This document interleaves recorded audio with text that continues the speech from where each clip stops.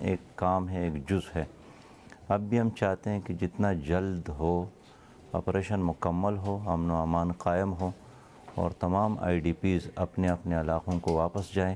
تحفظ مطلب اب کوئی نہیں ہے؟ ظاہر ہے آپ ایک دوائی دیتے ہیں، ممکن نہیں ہے کہ اس سے فوری علاج ہو یا نہ ہو، لیکن ایز اے دوائی کے طور پر اس کو وقتی طور پر تو لیا جاتا ہے۔ اس لیے ہمارا اس وقت بھی خیال تھا، اب بھی ہے، کہ جتنا جلد از جلد یہ مکمل ہو جائے اور نارملٹی آ جائے تو یہ قوم کے لیے بہتر ہے۔ دوسرا سوال ہے، جب تحریک انصاف نے قومی اسمبلی سے استعفے دیے تو آپ اور آپ کی جماعت ان کی منظوری کے خلاف تھی۔ ایم کیو ایم کے استعفوں پر جماعت نہ صرف خاموش ہے بلکہ بظاہر بعض لوگوں کے نزدیک خوش نظر آتی ہے۔ نہیں، ایسا نہیں ہے۔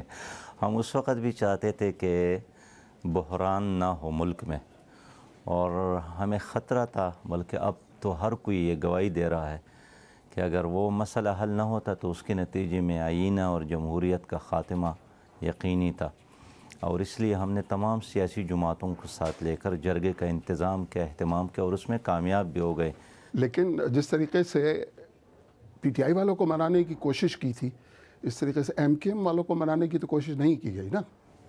میری خواہش ہے کہ اس بار یہ سارا ثواب مولانا فضل الرحمان صاحب کو مل جائے۔ ایم کیو ایم اور مولانا فضل الرحمان صاحب کے بعض معاملات میں موقف گزشتہ مہینوں میں ایک ہی رہا ہے، اس لیے انہوں نے یہ ذمہ داری سنبھال لی، اور میری دعا ہے اور کہ وہ کامیاب ہو۔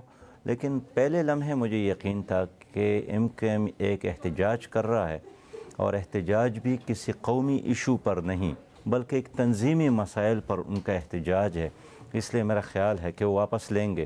جماعت جمہوری راستے سے تبدیلی کی بات کرتی ہے، درست؟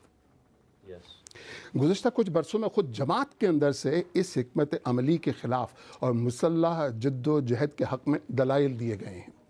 میرا سوال یہ ہے کہ خود جماعت کے اندر یہ نظریاتی بحث اسے کتنا متاثر کر رہی ہے؟ دیکھیں، ایک افراد کی رائے ہے، ایک جماعت کا ایک مجموعی سوچ ہے، اور ہمارا جو مجموعی سوچ ہے وہ یہی ہے کہ ہم جمہوری طریقے سے انقلاب کے لیے کام کریں گے، اور پھر ہر پارٹی کا ایک دستور ہوتا ہے، تو ہمارا دستور میں یہ ہے کہ ہم نہ انڈر گراؤنڈ سرگرمیاں کریں گے، نہ قانون اور آئین کے بغیر کوئی کام کریں گے، بلکہ جمہوری طریقے سے انقلاب کے لیے کام کریں گے۔ مصر ہو، سعودی عرب ہو، ان سمیت پورے مشرق وسطیٰ کا اگر آپ موازنہ کریں تو اگر سیکولر مغرب سے کیا جائے ان کا موازنہ، تو لگتا ہے کہ اسلام اور اس کی دعوت پر عمل کرنا مغرب میں زیادہ آسان ہے۔ کیا آپ کو نہیں لگتا کہ ریاست کا سیکولر کردار ہی اب وقت کی ضرورت ہے، اس کے اوپر مذہب کا غلاف یا مذہب کا ورق نہ چڑھایا جائے؟ اسلام میں جمہوری آزادی ہے، رائے کی آزادی ہے، حقوق ہے، اور یہ بعض ریاستیں جو ہے اپنے شہریوں کو دینا نہیں چاہتی، لیکن مجھے افسوس ہے کہ مغربی دنیا ہمارے ممالک میں جمہوریت کی بجائے امریتوں کو زیادہ سپورٹ دیتی ہے، اور یہی وجہ ہے کہ جہاں جہاں جمہوریت کے ذریعے ہمارے ڈیموکریٹک فورسز اقتدار تک پہنچتے ہیں تو ان کی حوصلہ شکنی ہوتی ہے، اور اس مغربی ڈیموکریٹک دنیا سے ان کے حمایت میں کوئی آواز بھی نہیں اٹھتی۔